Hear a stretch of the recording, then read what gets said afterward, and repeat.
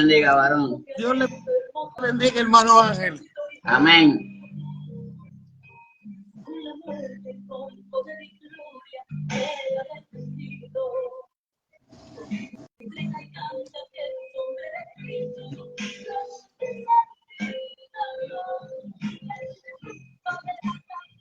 Jesús.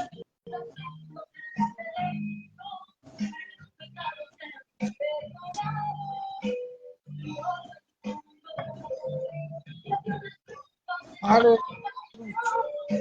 Amén, gloria a Jesús. Bendito sea Cristo Jesús. Varón, puede como virar un poco más el de eso para que te veas más a mitad. Ahí estamos. Déjeme ver aquí algo. Sí, tranquilo.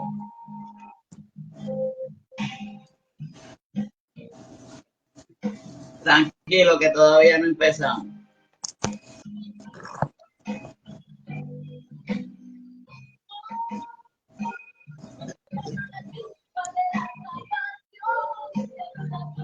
Ahí estamos.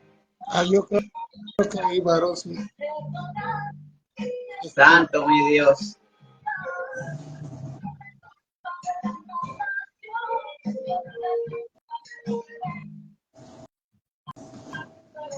Bendito mi Dios. Bienvenido a todos los que se están conectando. Mi esposa Yesenia Guillén, Yoida Guerrero, y a todos los que se están conectando en esta preciosa noche. Dios les bendiga a cada uno de ustedes. Es un honor nuevamente, tiempo de adoración, traer en esta ocasión un estudio de parte de nuestro hermano Juan Medina, a la cual pues en este espacio lo tenía nuestro varón, que estamos orando por él, que tiene cáncer en la próstata, problemas con la próstata. Y en honor a eso, pues nuestro hermano pues ha decidido hacer unos estudios, porque así variamos entre mensajes y estudios. Así que ahora los dejo con nuestro hermano Juan Medina para que lleve el mensaje de esta noche. Amén. Bendito sea Cristo Jesús. Amén. Primeramente, hermanos, la gracia y la misericordia de Dios esté con todos nosotros en esta hora. Damos gracias a nuestro Señor porque Dios nos permite llegar en esta noche, hermanos, a su hogar. No por antes, hermanos, quisiéramos comenzar orando al Señor y presentando la petición del hermano, ¿verdad? Que está decaído en este momento de salud. Alabado sea Cristo Jesús. Hermanos, orando primeramente con la confianza. También tengo, fíjate, a Javier Mundo. Él tenía cáncer, estuvimos orando con él, le había mejorado en el cerebro, un tumor, volvió y le salió nuevamente. Por Justina Rodríguez, Josefina Rodríguez, Justina Rodríguez y José Rodríguez. Son familiares de nuestra hermana María González. Y también por Kenny Ocasio. Este varón fue el que tuvo el accidente en Colombia. Le quitaron los tubos, pero no puede hablar, pero es por lo de los tubos. Pero está en memoria. Bien, hermanos, todas esas personas que han sido elevadas ante la presencia de Dios en esta hora, nosotros podemos acudir a Dios, hermanos, en la confianza, porque la Biblia nos dice que Él es quien sana todas nuestras dolencias, hermanos. Amén. Él es quien sana todas nuestras dolencias, hermanos, y todo lo que quede en el designio de la voluntad de Dios, hermanos. Nosotros sabemos que Dios es grande, es poderoso y Él lo puede hacer. Vamos al cielo, hermanos. Amén. Eterno Dios y Padre Celestial, te damos gracias en esta hora, Padre. Gracias porque podemos acudir a tu presencia, Señor Padre. Confiados plenamente, Señor, en que tú, Señor, eres quien toma nuestras cargas en esta hora. Tú eres quien nos lleva, Señor Padre, de victoria en victoria, Padre.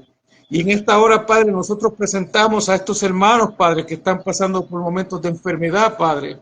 Y te rogamos, Señor, que tú, Señor, mires con ojos de misericordia su aflicción, Padre. Señor, y que tú restaures su salud, Padre. conforme a todas esas benditas riquezas en gloria que tú tienes para nosotros, Señor. En el nombre de Cristo Jesús. Amén y amén. Bendito sea Dios, hermano. Amén. Hermanos, damos gracias al Señor. Yo soy su hermano Juan Medina. Les saludo desde el estado de Arkansas. Hermanos, y damos gracias a Dios porque hoy comenzamos, hermanos, con un entorno diferente. Hoy comenzamos, hermano, con un estudio, lo que llamamos un estudio expositivo. ¿Qué quiere decir esto? Hoy vamos a comenzar un estudio en el libro de los Romanos.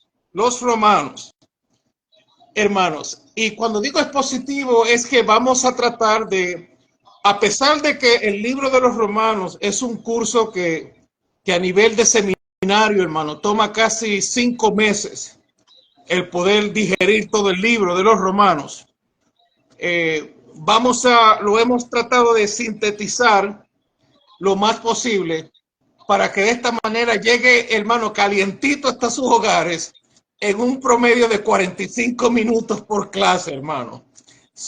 Ha sido un trabajo arduo poder sintetizar, pero damos gracias al Señor.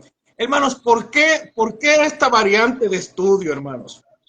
Hermanos, una de las cosas más importantes, hermanos, en la vida del cristiano, hermanos, es alimentarnos de la palabra de Dios, alimentarnos del pan de la palabra de Dios. Y de esta manera, hermanos, lograr que nuestro crecimiento, hermano, sea balanceado, hermanos, sea balanceado, sea un crecimiento balanceado. Y también, hermanos, cree en nosotros, fíjense, crea en nosotros esa inquietud, hermanos, de querer profundizar más allá y de buscar más allá el porqué de las cosas y las razones, hermanos. ¿Por qué el libro de los Romanos? Dentro de los 66 libros, ¿por qué este libro en particular, hermanos? El libro de los Romanos, hermanos, es un libro bastante peculiar, hermanos. Es un libro bastante peculiar. Miren, hermanos. El libro de los Romanos es un libro que pertenece a la categoría de las cartas paulinas, escritas por el apóstol Pablo. Pero en el libro de los Romanos, hermanos, hay unas peculiaridades muy específicas y muy importantes que valen la pena, hermanos, y ameritan ser reconocidas.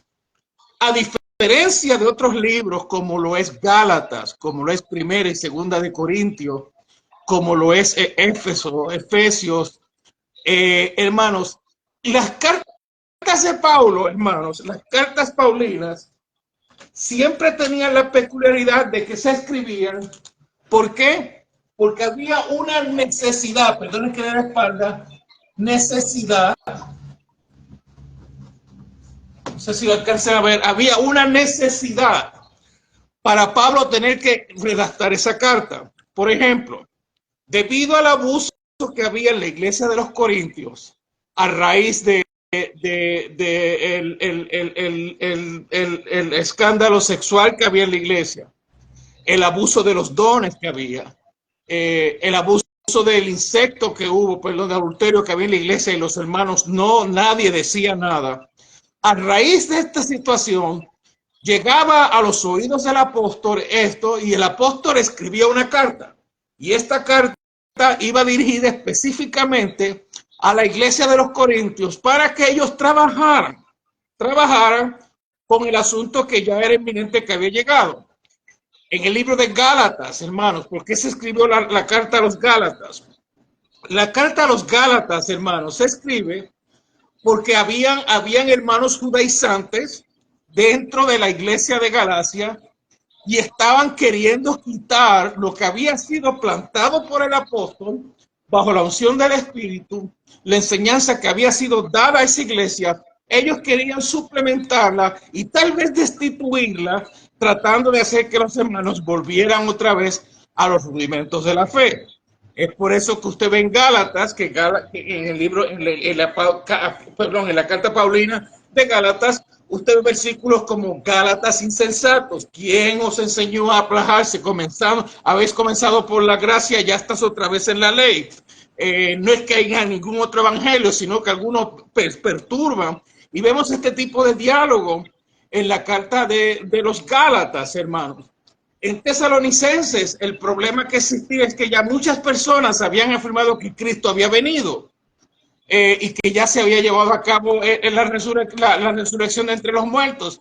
Y por eso Pablo, usted ve que en primera y segunda de Tesalonicenses, usted va a ver que Pablo comienza a discernir las cosas que tenían que suceder para antes de la venida de nuestro Señor. Cuando llegamos a Romanos, hermanos, no vemos ninguna razón en particular por lo cual Pablo tenía que escribir sobre algún problema personal.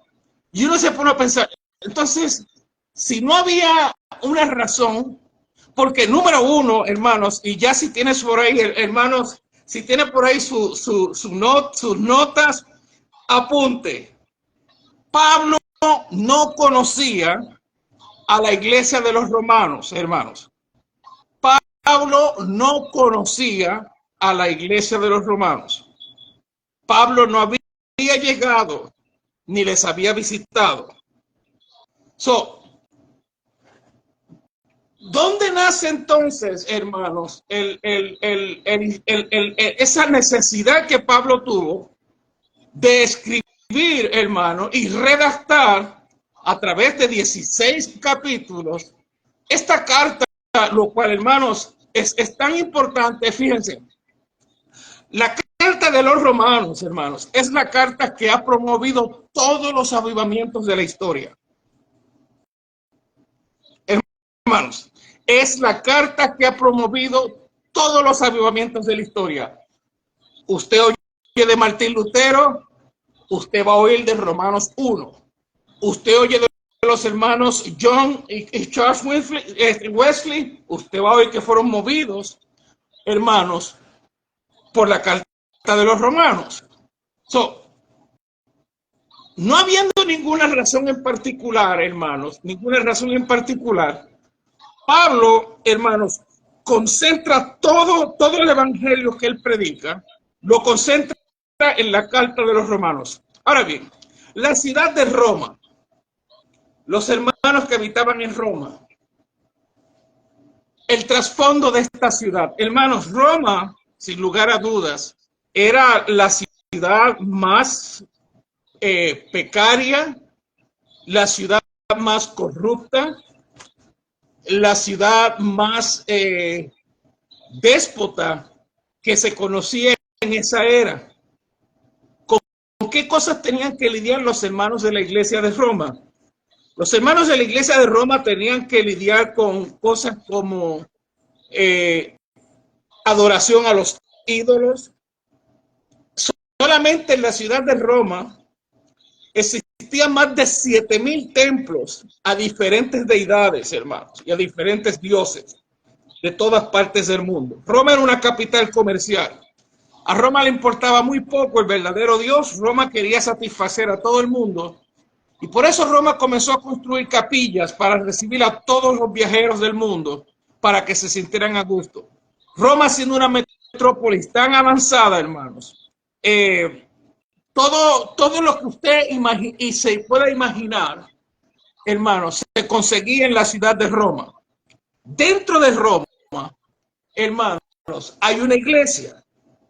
Hay una iglesia. Estos hermanos se cree, hermanos, y se alude que estos hermanos fueron convertidos en el día de Pentecostés, cuando regresaban a Jerusalén, y comenzaron a hacer las casas. El primer sistema que se utilizó, hermanos, en estas cartas que usted ve, era el sistema de lo que llaman células de hogares. No existía tal vez per se un edificio o un sitio de congregarse. Eran células de hogares. Y en esta carta, hermano, en específico, en el capítulo 16 de los Romanos, Pablo menciona a unos 4 colaboradores que él conocía, pero era una iglesia, hermanos, que no conocía el rostro del apóstol. No le conocía. La mejor manera de darse a conocer, el apóstol Pablo entendió que la mejor manera de darse a conocer no era hablando bien de él. Oiga, hermano, no era exponiendo lo grande que él era. Por eso es que cuando usted va a los Romanos, Pablo comienza a hablar sobre el evangelio que él predica. La mejor forma en que Pablo se da a conocer entre los hermanos es exponiendo completamente el evangelio que él está predicando. Y en el trasfondo cultural de Pablo, hermanos, tenemos que lo siguiente: Pablo quiso ir muchas veces a Roma, hermanos, muchas veces él quiso ir a los hermanos de Roma. Muchas veces le fue impedido. Nosotros sabemos que al regreso de aquel tercer viaje misionero, Pablo se encamina llevando una ofrenda a los santos de Jerusalén. Cuando llega a Jerusalén, hermanos, Pablo se presenta en el templo. Al presentarse en el templo, hermanos, unos hermanos se dan cuenta de que había un griego en el templo llamado Tiquicio, y rápido quieren acusar a Pablo de que Pablo había metido un gentil en el templo, lo cual Pablo nunca fue el que lo hizo. Este hombre era conocido y lo vieron en el templo y rápido quisieron acusarlo. En ese momento, hermanos, Pablo es arrestado en el templo de Jerusalén. Hace su primera defensa ante los oficiales y líderes de aquel lugar. Pablo es llevado, hermanos, por segunda vez, hace su defensa ante el sumo sacerdote de aquel momento, dando a conocer su testimonio y de la manera que él se había conducido en todo tiempo como judío. Hermanos, de ahí, hermano, Pablo es encarcelado, hermanos, y es llevado a Cesarea. Y es en Cesarea donde Pablo permanece por 3 años encarcelado, hermano. Es encarcelado por 3 años, hermanos. Y aunque su anhelo era ir a Roma, no teniendo los recursos, en su encarcelamiento por 3 años en Cesarea, Pablo, hermanos, decide y ora a Dios porque su anhelo de llegar a Roma era algo que lo consumía. Hermanos, hay veces que nosotros no vemos el método y el propósito de lo que Dios quiere hacer. Dios le permitió ir a Cesarea, estar prisionero por 2 años. ¿Saben por qué? Porque cuando se llegó el momento, Pablo, hermanos, presentó su caso ante Tiberios. Tiberios presentó este caso ante Agripa y Agripa dijo: si este hombre pudo haber sido libre hoy mismo, pero por cuanto apeló al César tendrá que ir. Hermanos, en esta ocasión la iglesia no tuvo que costear el viaje a Pablo, ya que Pablo viajó con todos los derechos pagos en una nave hasta Roma para posiblemente llegar a Roma. Pero antes de que eso sucediera, ya Pablo había escrito, hermanos, la redactación a la iglesia de los romanos. Y es bien importante entender, hermanos, que el libro de los romanos, hermanos, es un compendio de todo lo que abarca, hermanos, la doctrina del Nuevo Testamento. Es un compendio de todo lo que abarca, repito, las doctrinas que hallamos en el Nuevo Testamento. El tema principal de este libro, hermanos, el tema principal es la justificación. La justificación. Y en las próximas semanas, hermanos, nosotros vamos a entrar más a fondo sobre lo que es la justificación, lo que es la redención, lo que verdaderamente es salvación, lo que verdaderamente es cuando decimos somos salvos por gracia y no por las obras, ya que debido en estos días hay mucha confusión en cuanto a esta enseñanza, hermanos.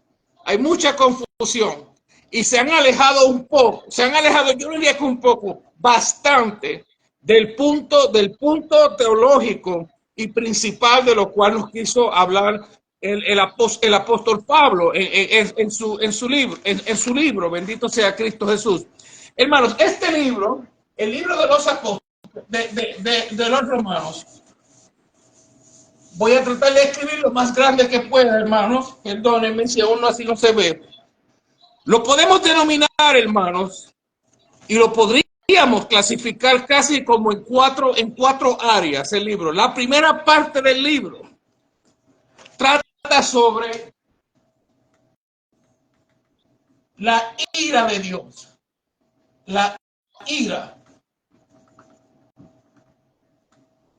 La ira de Dios. Y esto comprende, hermanos, desde el capítulo 1, 18, hasta aproximadamente el capítulo 3, versículo 20.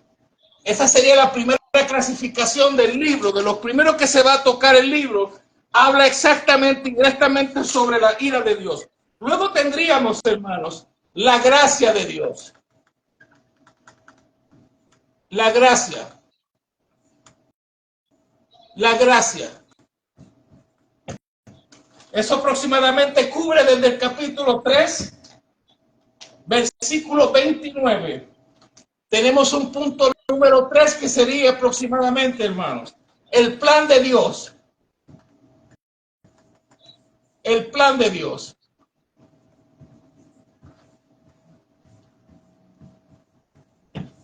Y finalmente, la voluntad de Dios. Amén, gloria a Jesús. De Dios. Esto es un compendio, hermanos, de lo que va a tocar el libro. Básicamente, esa primera clasificación, hermanos, que nos hace el libro, y hoy, hermanos, vamos a tratar de por lo menos cubrir el primer capítulo de los Romanos. Ese primer capítulo, bendito sea Cristo Jesús, sea tan amable, vaya conmigo a Romanos capítulo 1. Bendito sea Cristo Jesús. Amén. Hermanos, lee la palabra del Señor de la siguiente manera. Pablo, siervo de Jesucristo, llamado a ser apóstol, apartado para el evangelio de Dios. Miren, aquí ya nada más tenemos un caudal de información. Número 1, Pablo, siervo de Jesucristo. Esa es la posición con la que Pablo se veía siempre, su posición personal para con Dios. Pablo siempre se vio como un siervo, un servidor, una persona que era llamada a servir continuamente. E inclusive hay ocasiones donde Pablo dice, y ay de mí si yo no predicara este evangelio. Pablo entendía la responsabilidad que caía sobre sus hombros, hermano. Y ese debe ser el detonante, y ese debe ser lo que en cada persona que ama y quiere difundir el evangelio, ese debe ser su norte.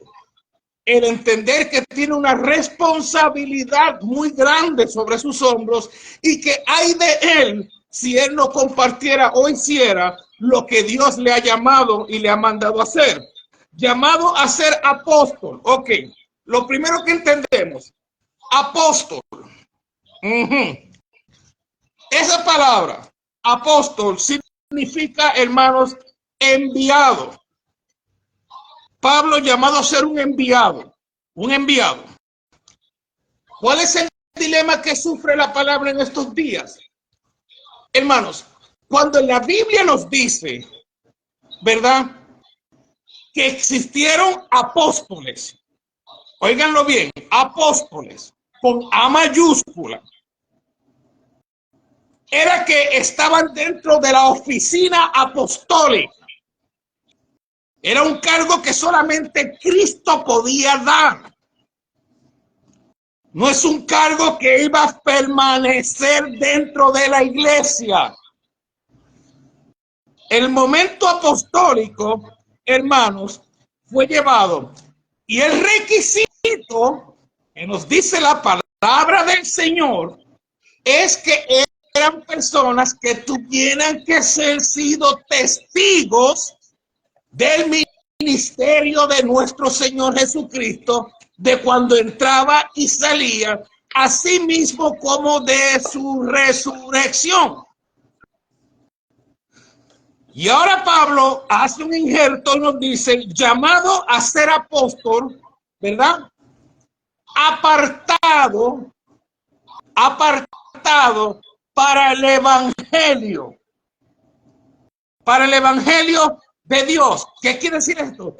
Pablo reconocía, hermanos, que él no había sido uno de los originales. Él siempre se consideró como el abortivo, el que vino luego de que las cosas fueron fundadas, hermanos. ¿Por qué? ¿Por qué el hermano Juan Medina, óiganlo bien, me tira el puño a mí, no al hermano Ángel? ¿Por qué el hermano Juan dice, bendito sea Cristo, que la era apostólica es el no? Porque los apóstoles, hermanos, los apóstoles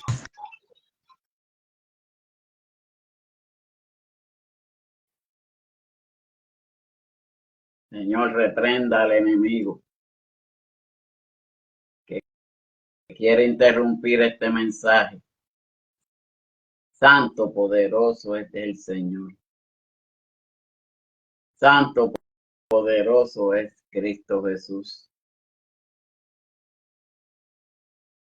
Santo.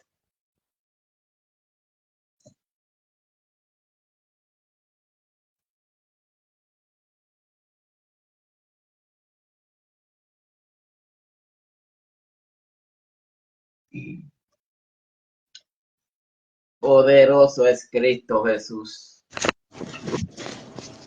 amén. Reprendemos. No hay problema. Regresamos inmediatamente. Yo creo que eso fue un comercial breve, hermanos. Santo.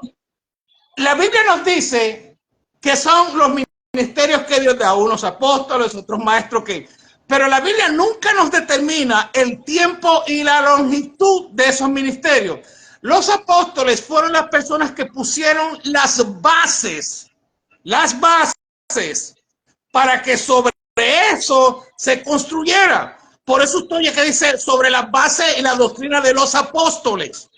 Una vez eso ha sido establecido, hermanos, una vez el fundamento ha sido puesto, sabemos que nuestro Señor Jesucristo, sobre la base doctrinal de los apóstoles, el edificio se comienza a construir.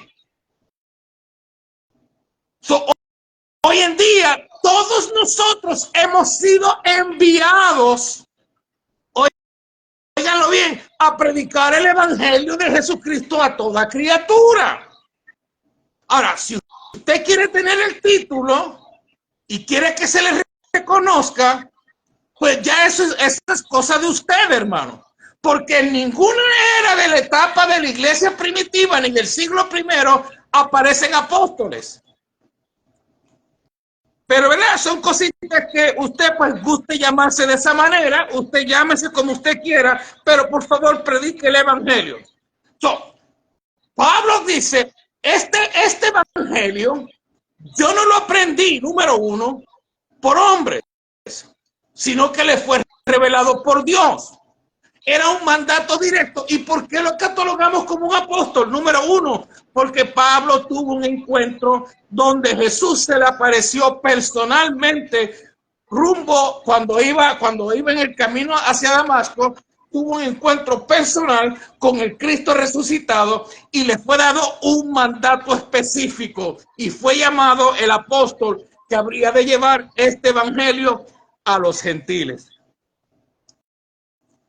Vemos entonces cómo vamos cayendo ahora en tiempo, hermanos, y continúa diciendo así.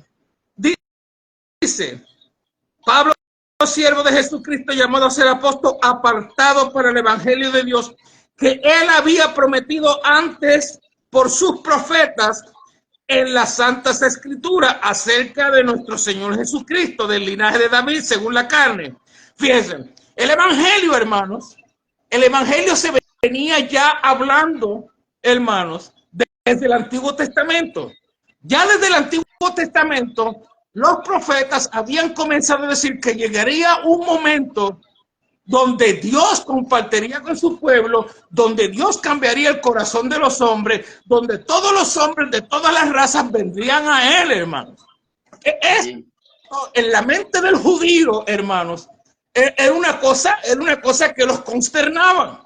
porque a pesar de que lo tenían escrito en el Antiguo Testamento, nunca habían tenido la revelación tan amplia como se los está diciendo ahora el apóstol.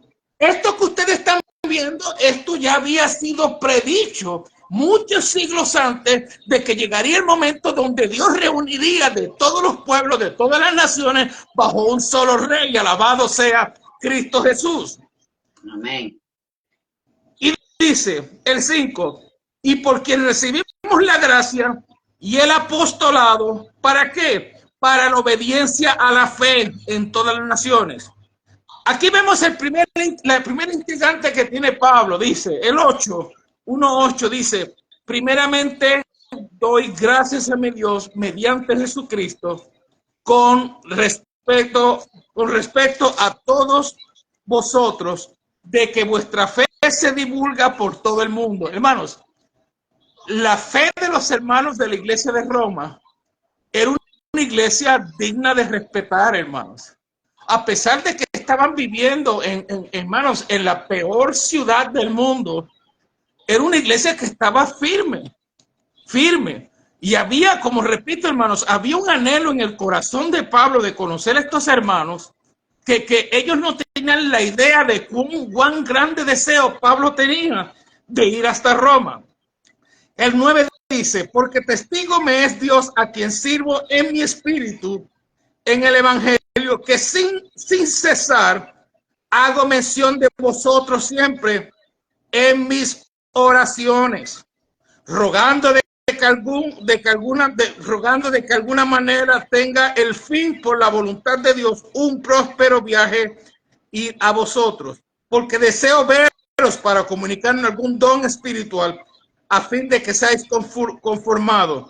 Esto es para ser mutuamente conformados por la fe que nos es común a vosotros y en mí. Bendito sea Cristo Jesús. El 13. Pero no quiero, hermanos, que ignoréis que muchas veces me he propuesto ir a vosotros. O sea, Pablo les enfatiza, hermanos, les vuelvo a repetir, he querido ir con ustedes, pero me ha sido estorbado para tener entre vosotros algún fruto entre los demás, como entre los demás gentiles. Y aquí viene, hermanos, la primera ímpetu de cuando Pablo va a comenzar a narrar el tipo de evangelio que él predica. ¿Cómo se sentía Pablo? Dice, a griegos y a no griegos, a sabios y a no sabios, ¿verdad? Así que en cuanto a mí, pronto estoy a anunciarnos el evangelio. ¿Para quién es el evangelio? Para todos. A griegos, a no griegos, para sabios y no sabios, soy deudor. Mi posición como ministro de llevar este evangelio es que siempre estoy en deuda con la humanidad. Siempre estoy en deuda. La primera cualidad, hermanos, de un verdadero hombre de Dios es sentirse que está en deuda con la humanidad, hermano. No podemos tener esa actitud de que hemos llegado ya y alcanzamos todo, hermano. No podemos tener una actitud de que a nadie le debemos nada y que el mundo nos lo debe todo a nosotros. No podemos tener esa actitud de que porque soy esto, soy aquello, soy la mamá de los tomates, ahora el mundo me tiene que rendir pleitesía a mí. Fíjense, un hombre encarcelado dice, todavía me siento deudor, les debo a toda la humanidad ser el que les lleve las palabras de este bendito evangelio. Y fíjense que Pablo no se ha presentado, no ha presentado sus logros ni su trayectoria. Pablo lo único que ha presentado, hermanos, es la gloria del evangelio que él predica. Bendecido sea Cristo Jesús. Y ahora comienza Pablo, hermanos, a profundizar en este evangelio. Dice el 16, y este versículo es bien conocido, hermano. Es bien conocido en nuestras iglesias y en los y yo sé que lo hemos dicho en sin número de veces como versículo. Dice, porque no me... Ok, ¿cuál era la condición de Pablo? Pablo estaba prisionero, hermano. Y era una deshonra para un orador estar preso. Y Pablo les dice, porque no me avergüenzo del evangelio. Porque el evangelio es poder de Dios para salvación. Para todo aquel que cree, al judío primeramente y también al griego. Y aquí viene la nota ampliatoria de esta primera ímpetu de la mente de Pablo. Pablo entendía, hermanos, Pablo entendía y Pablo compartía y Pablo predicaba y Pablo vivía afirmándole a los hombres que la única escapatoria que había, que la única forma de ser salvos, hermanos, era a través del evangelio. Eso constituía que Pablo tuvo que luchar contra la corriente filosófica de aquellos días, contra las grandes escuelas de filósofos que había en Roma, contra la razón de los maestros judaizantes que querían hacer volver a los hermanos a la puerta de la ley.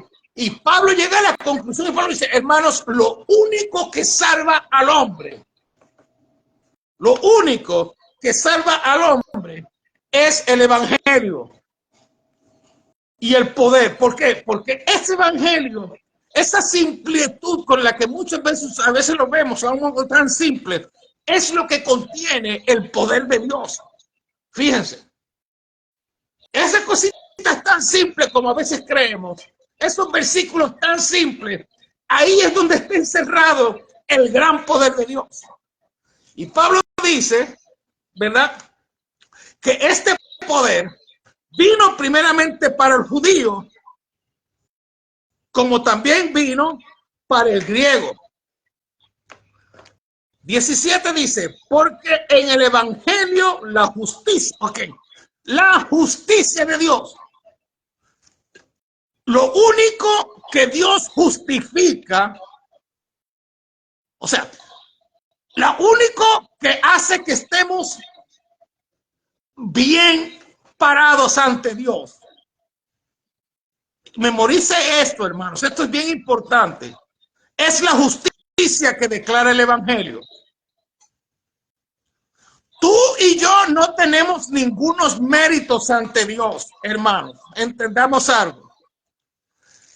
Ni nuestra creencia, ni nuestro concilio, ni nuestra iglesia, ni tu forma de ser, ni tu forma de hallar, ni la Biblia que tú cargas, ni los títulos que has ganado, puede pararte justo ante Dios, a menos que no sea el evangelio, que es lo único que tiene. Oiga, y no es justicia de nosotros, es la justicia de Dios. Por eso entonces, hermanos, es que entonces Pablo ahora acude a una cita, hermanos, que fue dicha por Habacuc muchos siglos antes. Mas el justo vivirá por la fe, mas el justo por la fe vivirá. Alabado sea Cristo. Hermanos, estamos viendo una iglesia que recibe esa carta, no conoce a Pablo, pero ya inmediatamente recibe un impacto del evangelio que Pablo predica. Amén. Y al parecer, hermanos, ofrece una solución, porque en el evangelio la justicia para el judío primero. Pero ahora en el 18 vemos un contraste. Pablo era experto, hermanos, en poner versículos que contrastan lo que acaba de decir. Imagínense, para leer el libro de Romanos, imagínense que están hablando dos personas y uno le habla y el otro le contesta ahora. Y ahora Pablo se contesta a sí mismo y dice, porque la ira de Dios, versículo 18, se revela desde el cielo contra alguna y contra toda impiedad e injusticia de los hombres. Cuando Dios no ve su justicia sobre algo, hermanos, vamos a hacerlo bien simple en esta noche. Cuando Dios no ve su justicia sobre algo, Dios lo que ve es ira. Ay, hermano Juan, hermanos, lamentablemente hemos rebajado el mensaje a un mensaje evangélico que te haga sentir bien, que adule a tus emociones, que adule a tu forma de pensar, que adule a tu manera de ser, que acomode las cosas conforme a los puntos psiquiátricos psicológicos del psicoanálisis según los dictó Sigmund Freud. Pero vemos, hermanos, que en la Biblia Pablo comienza estableciendo un evangelio donde dice, miren, cuando Dios no ve su justicia, lo que derrama es ira. Oiga, qué tremendo. Yo ya estaría preguntándome, pero ¿por qué? Porque, ¿verdad? Porque los hombres detienen con, y hay dos palabras claves aquí, con impiedad e injusticia. Impiedad es impetus, o sea, con actos no píos, sin ningún temor a Dios, e injustos, sin ninguna reverencia a la justicia de Dios. ¿Verdad? Que detienen con injusticia la verdad. Oigan, hermanos, y está a punto de caer un juicio. Ahora, lo que viene es un juicio y dice, porque lo que de Dios se conoce les es manifiesto. Hermanos, el primer problema que tiene el hombre es el siguiente.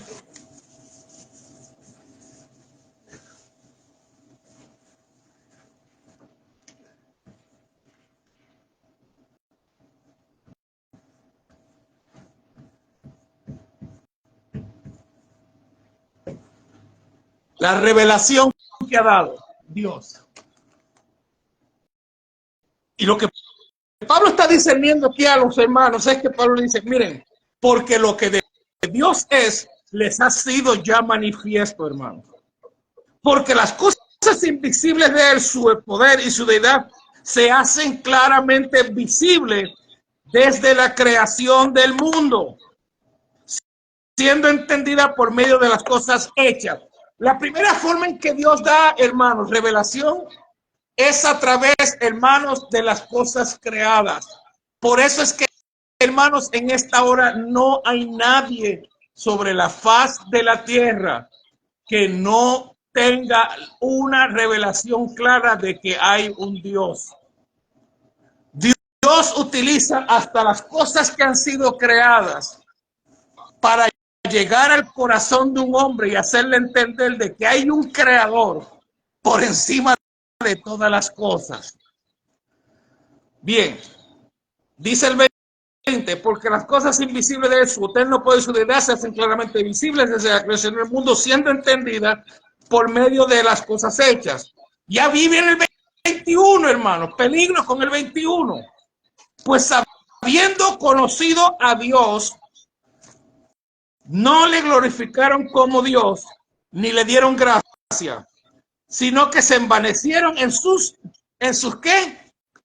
En sus razonamientos. Hermanos, el peor enemigo a la justicia de Dios es el razonamiento humano, el raciocinio humano, mi forma de pensar, mi forma de creer, lo que yo he estipulado que es de esta manera. Esta escritura es lo que llamamos en teología una escritura de doble cumplimiento. Se está refiriendo desde el día en que los hombres se rebelaron abiertamente contra Dios y decidieron comenzar a construir una torre que llegara hasta el cielo.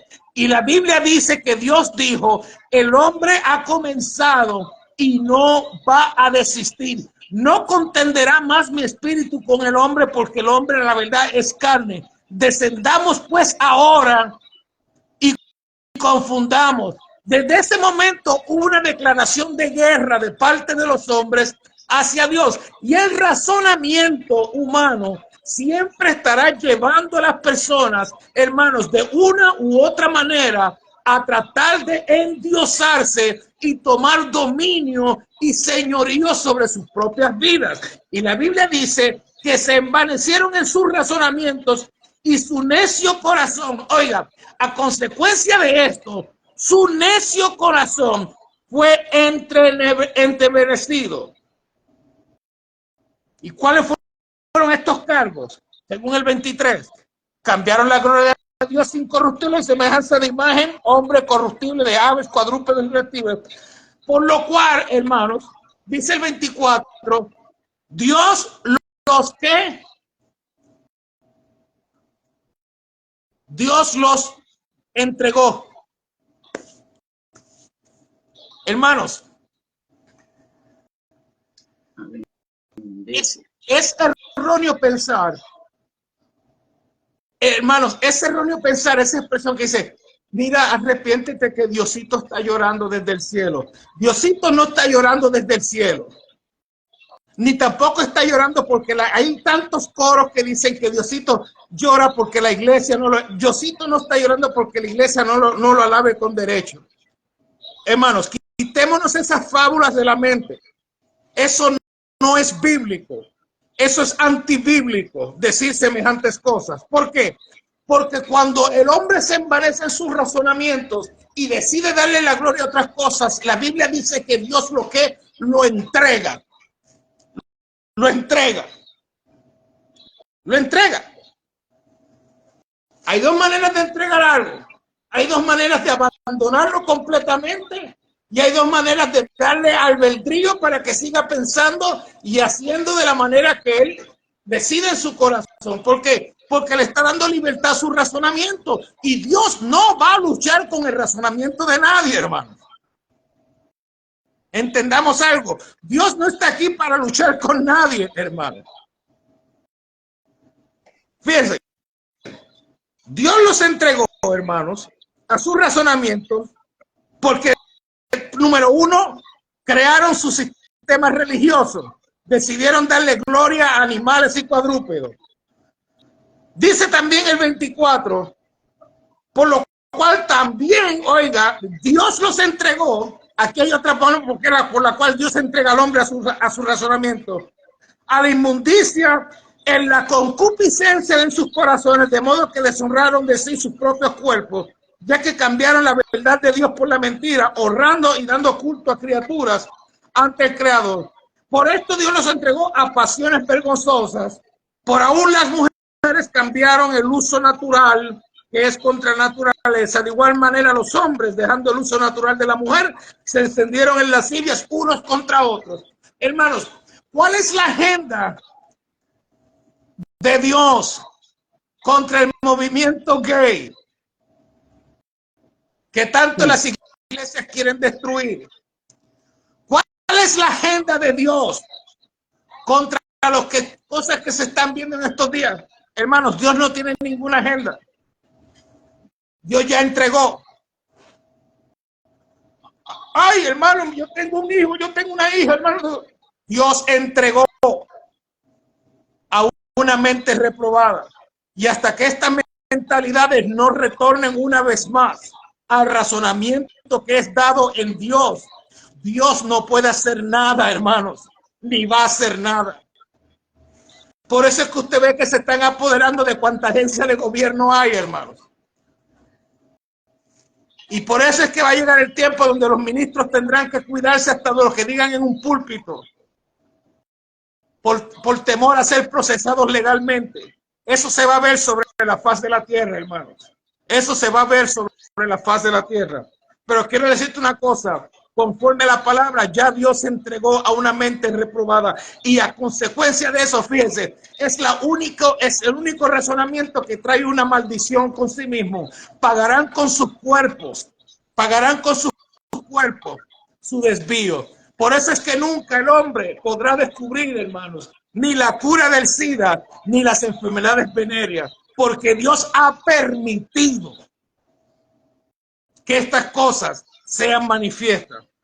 Y por último, ya hermanos, para casi cerrar este primer capítulo, el 28 dice: y como ellos no aprobaron tener en cuenta a Dios, Dios los entregó a una mente reprobada para hacer cosas que no convienen, estando atestado de toda injusticia, fornicación, perversidad, avaricia, maldad, murmuradores, sin afecto natural, implacables, quienes habiendo entendido el juicio de Dios, que los practican tales cosas son dignos de muerte, no solo las hacen, sino que también se complacen.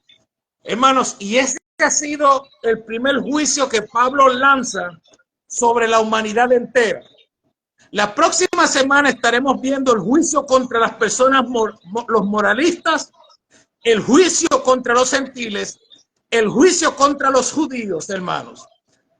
Les sugiero, hermanitos, que lean durante para el próximo sábado, si es tan amable, por favor, hermanos, lean Romanos capítulo 2. Romanos capítulo 2 y Romanos capítulo 3. Sería bueno que ya usted viniera alimentadito con esos 2 capítulos, solamente 2 capítulos, aproveche el especial. Les podríamos hacer una tesis profunda, pero aproveche el especial, solamente 2 capítulos en el día de hoy.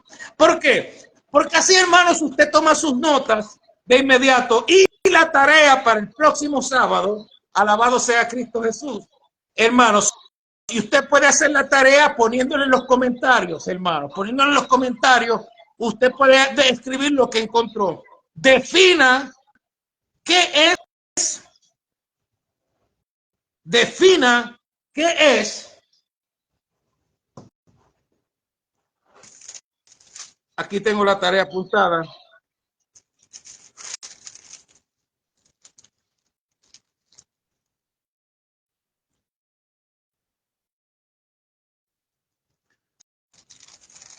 Defina qué es la justicia de Dios en sus propias palabras. ¿Qué va a hacer usted, hermanos? Usted va a buscar ahí un diccionario, un expositor, un comentario. Va a tratar de anotar en sus propias palabras qué es, ¿verdad?, la justicia de Dios. No le estoy pidiendo, hermano, que sea exhaustivo, una tesis teológica. Pero uno de los anhelos de este ministerio, hermanos, del ministerio de la Tiempo de Adoración, es que haya desarrollo, bendito sea Cristo Jesús, en el pueblo de Dios. Yo sé que el anhelo del hermano Ángel, al igual que un servidor, es que usted crezca, hermanos, en el sentido de esta y en la bendición de esta palabra de Dios tan bonita y tan santa. Así es que, hermanos, hemos llegado a través de la introducción de los Romanos. Vamos a hacer una breve trayectoria, entendemos. Romanos, hermanos, es la única carta paulina, hermanos, que no tuvo un tema en específico, sino que más bien fue una disertación, bendito, de toda la doctrina que él predica, una disertación teológica. A diferencia de otros lugares, como lo fue Gálatas, Timoteo, primera y segunda de Tesalonicenses, primera y segunda de Corintios, no había ningún problema con la iglesia de los romanos, simplemente que era una carta donde Pablo quería exponer acerca de qué, del evangelio que él predicaba, porque Pablo no conocía, ni los hermanos le conocían a él. Su mejor carta de presentación fue comenzando a hablarles del evangelio que él predicaba. Así es que, hermanos, gracias por prestar su oído, hermanos. Gracias por prestar atención. Que la paz y la misericordia de Dios les bendiga en este día. Y, hermanos, quedamos así de esta manera con nuestro hermano Ángel allá en Mississippi. Dios nos bendiga, hermanos. Amén, amén. Dios les bendiga a cada uno de los que estuvieron escuchando. Es bueno, y ese es el propósito, cambiar y romper la rutina, porque todo es predicación, predicación, predicación, pero hay muchas ocasiones que en una predicación no se puede expresar estas cosas que se encuentran en la misma palabra. Entonces, por lo menos se lleva la exhortación por la predicación y la explicación y la exposición acerca de lo que es el contenido de cada una de estas partes, específicamente en Romanos. A mí una persona me dijo, la hermana María González, que el día que yo leyera Romanos o predicara de Romanos, no iba a ser el mismo. Varón, no falló. Dios ha puesto muchas cosas más en mi vida. Por eso yo le doy gracias a Dios por estas exposiciones que Él nos da. Así que ya habíamos orado por las personas que habían pedido oración y los que están básicamente bien necesitados de oración. Refuerces esa oración con una oración general para los que estuvieron presentes y para cada uno de los que están en esta libreta, porque son sin número de personas y Dios los conoce a cada uno de ellos. Amén, bendito sea Cristo. Dios, te damos gracias, Señor, en esta hora, Padre. Santo mi Cristo. Gracias, Señor, Padre, porque es tanto el camino que andar, Padre, y tanto el camino que recorrer. Y ahora yo te presento, Padre, Señor, Padre, mira las oraciones que han sido anotadas, Padre, de la cual tenemos constancia porque se han anotado, Padre, y el ministerio ora continuamente por estas personas. Padre, Señor, en esta hora, tú eres el que tiene los designios de nosotros en tus manos, Padre. Nosotros sin ti somos nada, Padre. Pero podemos rogar a ti, Padre, rogar para que tu misericordia sea la que acompañe a estos hermanos, Padre, Señor, para que sea tu sanidad, Señor, Padre. Tú obrando, Señor, y nosotros dándote gracias, gloria, honra y honor. De igual manera, yo te ruego que aquellas personas que hayan oído, Padre, Señor, te ruego que crezca el ánimo y el deseo de estudiar tu palabra, Padre. De no solamente conformarnos a predicación, Padre, y a cantar, Señor, sino también, Señor, a sentarnos y a indagar en la palabra de Dios. Indagar y buscarte a ti, buscar en tus textos, buscarte, Señor, en todo tiempo y en todo momento. Amén. Para de esa manera recibir ese alimento, Padre, que tanto necesitamos, Padre. Ahora te pedimos, Señor, que tú nos lleves con gracia donde quiera que nos encomendemos, Padre. Pero sobre todo, Padre, que nos permita, Señor, de igual manera, ser de bendición a otros en todo momento y en todo lugar. En el nombre del Señor Jesucristo te damos gracias, Señor. Amén y amén, Señor. Así que será hasta este sábado que viene. Este sábado. Próximo sábado, como le dije, tarea, que es la verdad, ya entendimos qué es la redención. Usted va a buscar qué es la justicia de Dios, va a escribirlo por ahí, lo que usted llegue a su mente, que es la justicia. Y le suplico que de antemano vaya leyendo el segundo capítulo y el tercer capítulo del libro de los Romanos. Dios le bendiga. Y que tengan sus Biblias a la mano. Ah, no, seguro que sí. Dios les bendiga a cada uno de ustedes.